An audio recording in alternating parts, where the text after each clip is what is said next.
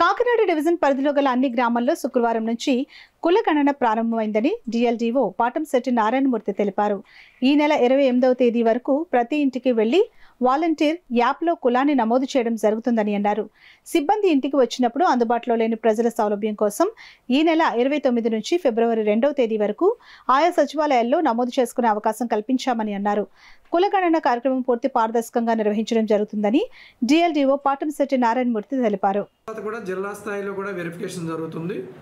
28 వరకు సర్వే అయిన తర్వాత 29 నుంచి ఫిబ్రవరి 2వ తారీఖు వరకు కూడా ఈ లిస్టులన్నీ సెక్రటేరియట్లో ఉంచడం జరుగుతుంది. ఎవరైనా మిస్ అయి ఉంటే అప్పుడు వాళ్ళది కూడా అందులోకి పరిగణలోకి తీసుకోవడం జరుగుతుంది.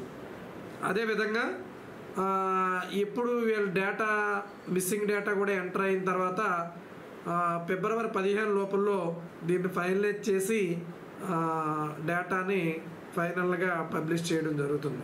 మెయిన్ ఇప్పుడు సర్వేకి వెళ్ళి వాళ్ళ టీం అందరికీ కూడా మనం శిక్షణ ఇవ్వడం జరిగింది. నిన్న కూడా 2వ విడతగా ట్రైనింగ్ ఇవ్వడం జరిగింది. మెయిన్ వాళ్ళ దగ్గర ఆల్రెడీ క్యాస్ట్ సర్టిఫికేట్ తీసుకుని ఉంటే వా డేటా అంతా కూడా ప్రీ పాపులేటెడ్గా రావడం జరుగుతుంది. అదే నమోదు చేస్తారు. ఒకవేళ మనం ఇప్పుడు ఇంటింటికి వెళ్ళేటప్పుడు వాళ్ళు ఏమి చెబితే అదే క్యాస్ట్ మనం నమోదు చేసుకోవాలి. దానికి ప్రూఫ్ ఇవ్వండి, మీరు అదే క్యాస్ట్ అని మీరు ఎలా చెబుతున్నారు, మీ క్యాస్ట్ సర్టిఫికేట్ ఇవ్వండి, లేకపోతే దీనికి రిలేటెడ్ ఏమున్నాయో ప్రూఫ్ ఇవ్వండి అని మాత్రము ఎవరిని కూడా ఈ ఎన్యూమరేటింగ్ సిబ్బంది కానీ అలాగే సూపర్వైజర్గా ఉండేవాళ్ళు కానీ ఎవరు కూడా అడగడానికి వెళ్ళలేదు. వాళ్ళు ఏం చెప్తే అది మాత్రమే మనం నమోదు చేసుకోవడం జరుగుతుంది.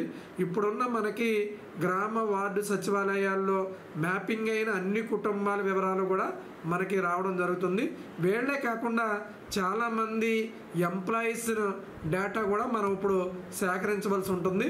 ఖచ్చితంగా వాలంటీర్లందరికీ మేము ముందుగానే ట్రైనింగ్ ఇచ్చాం. అది కూడా మాన్యువల్గా తీసుకోవడానికి అందులోనే ప్రీ పాపులేట్ కాకుండా ఎడిషనల్గా ఏదైతే మిస్సింగ్ హౌస్ హోల్డ్స్ ఉన్నాయో అవన్నీ కూడా కవర్ చేయడానికి కూడా ఇందులో అవకాశం కల్పించారు. అది కూడా పూర్తి చేయవలసిందిగా ఈ సందర్భంగా వాళ్ళందరినీ కోరుతున్నాను. ఈ డివిజన్లో ఉన్న ప్రజలందరూ కూడా ఈ సర్వేకి సహకరించవలసిందిగా కోరుతున్నాను.